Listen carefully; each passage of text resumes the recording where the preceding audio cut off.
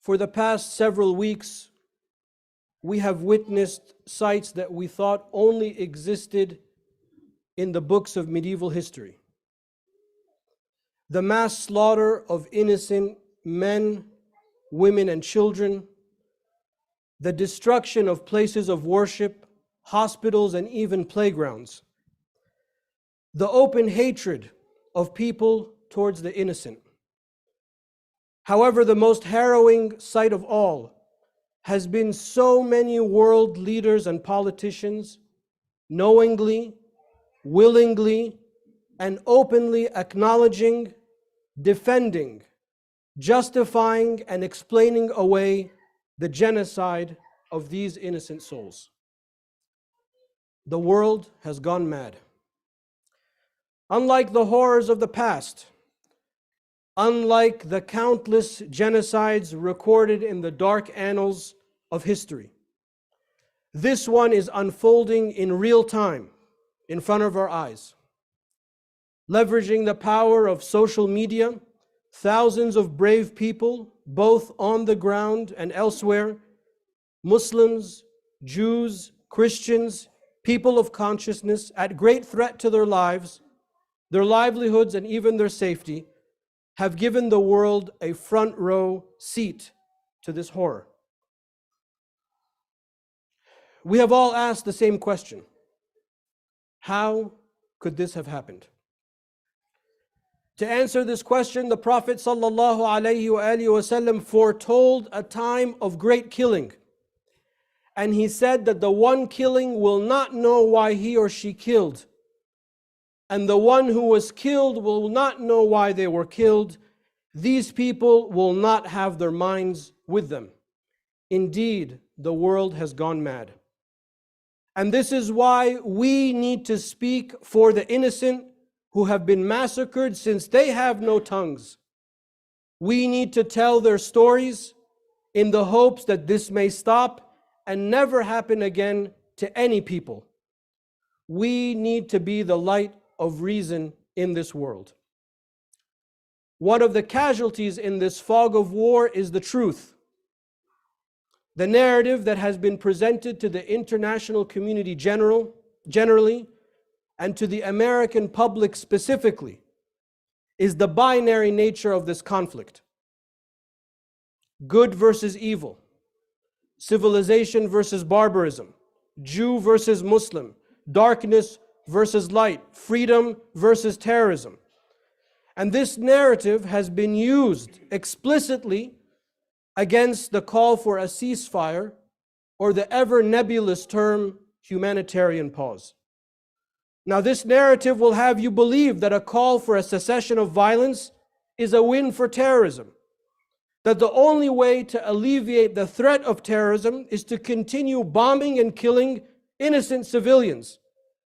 This narrative will have you believe that standing for the inalienable, God-given right of the Palestinian people is equitable to anti-Semitism and hatred of Israel. The reality, however, is that this narrative is based on an invented political philosophy that posits that some human life is more valuable than others.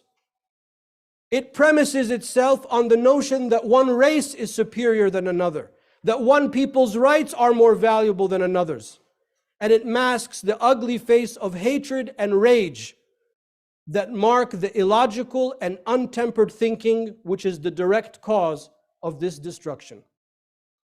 There is only a binary if we choose to limit the possibilities. There is only a binary if we are not determined to find peace. Our own rich and elaborate history, the example left to us by our beloved Prophet ﷺ, demonstrates that we harbor enmity to no one, that we love and respect all people and honor all human life equally. Indeed, our history is filled with numerous beautiful examples of how we as Muslims can, have, and will continue to coexist with everyone, especially the Jews. The basis for all these beautiful examples is that we affirm privately and publicly that all are created equal. We believe that we cannot judge a person by the color of their skin, the race to which they belong, the faith which they may or may not profess, but only by the content of their character. And this is why the United States is fundamental to the future of peace. It is a nation conceived in liberty and dedicated to the proposition that all men are created equal. The words forever enshrined in the American consciousness spoken by President Lincoln in his Gettysburg Address, which was delivered 160 years ago next week. In line of this way of thinking, I would like to state here clearly for all to hear that an act of violence against any civilian, hate crimes towards any person of faith in this country or elsewhere, is an act that is contrary to the most basic teachings of Islam. And anyone who openly advocates for the killing of civilians under any argument is a threat to the entire human race. Now, some might find this last comment odd considering current events. Is it really necessary to say that we oppose the killing of civilians? Is it necessary to stand and defend innocent human life? Well, apparently it is, because too many for too long have argued that it is okay to kill innocents and that not all lives are equal. We now know and see the hard truth that for many people, white lives are more valuable than black lives, that Israeli lives are more valuable than Palestinian lives, that the worth of a Muslim is less than that of a European or an American. The world is driven by these ideas, and it is time to let someone else drive the narrative. It is time to let the adults start driving the bus. It is time for moral leadership. We need a leadership that cuts through the politics, the false binaries, and the justification of open genocide, and most importantly, a leadership that cuts through the lies. A critical pillar that this moral leadership must stand on is that we cannot and we will not allow the hate of others, the racism of others, the evil of others to alter our first principles. If we are to advocate for peace, as we must stand on unimpeachable moral ground. The Quran gives us the outline of this leadership when Allah Ta'ala speaks of the servants of the Merciful One, Ibadur Rahman. The first step towards this moral leadership is that we must take our faith seriously. Now is the time to return to Allah and His Prophet Sallallahu Alaihi Wasallam. Our faith is the greatest gift and the greatest asset that we have. We must cultivate it, nurture it, and grow it. The second step is we must learn about that which we advocate for. We cannot engage unless we are ready intellectually.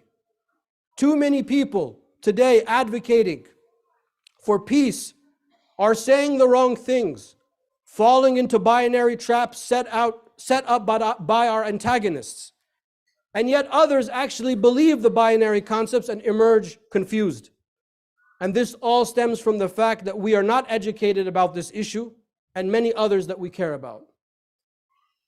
The third step is that we must create strategic partnerships with those who uphold the sanctity of all human life. There are many out there from all faith communities and well-intentioned people who believe in this fundamental fact.